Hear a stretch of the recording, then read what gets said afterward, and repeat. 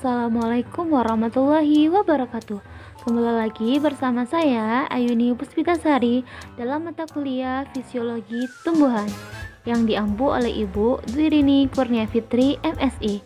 Kali ini kita akan membahas topik tentang morfogenesis tumbuhan part 2, di mana materinya ada dua, yaitu yang pertama pengontrolan pertumbuhan dan perkembangan, yang kedua hormon-hormon pertumbuhan.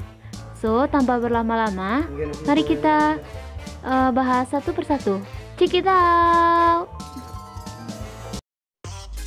Yang pertama, kita bahas tentang pengontrolan pertumbuhan dan perkembangan. Mengatur atau kontrol pertumbuhan dan perkembangan tanaman ialah suatu bentuk tindakan terhadap tanaman untuk mengatur segala bentuk pertumbuhan dan perkembangannya sesuai dengan yang dikehendaki. Di mana pengontrolan pertumbuhan dan perkembangan ini terbagi atas beberapa macam. Yang pertama, pengontrolan secara fisik atau physical control.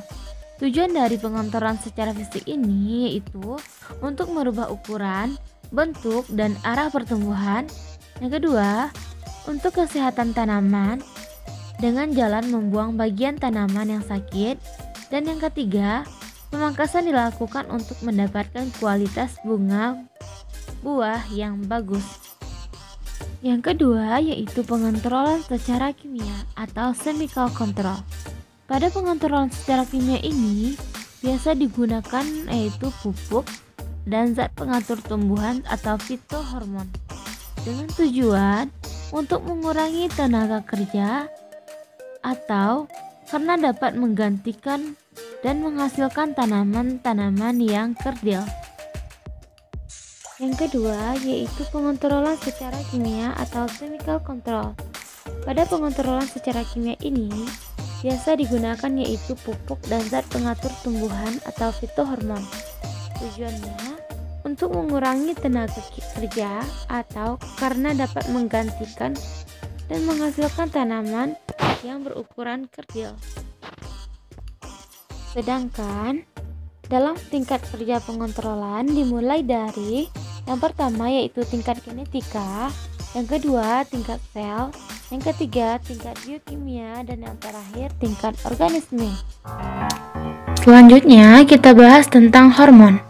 Fungsi hormon pada tumbuhan adalah mempengaruhi pertambahan panjang batang, pertumbuhan, diferensiasi, percabangan akar, dan mempengaruhi pertumbuhan serta diferensiasi akar.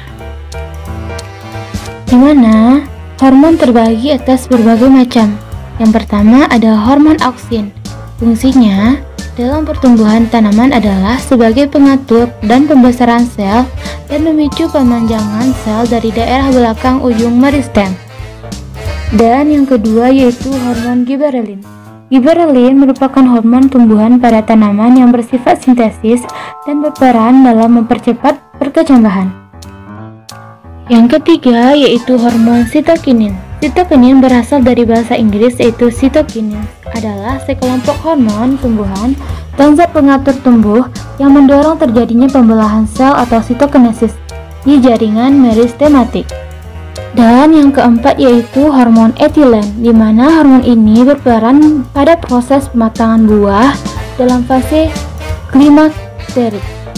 Baik, itulah pembahasan kita pada kali ini. Saya Ayuni Puspitasari pamit undur diri.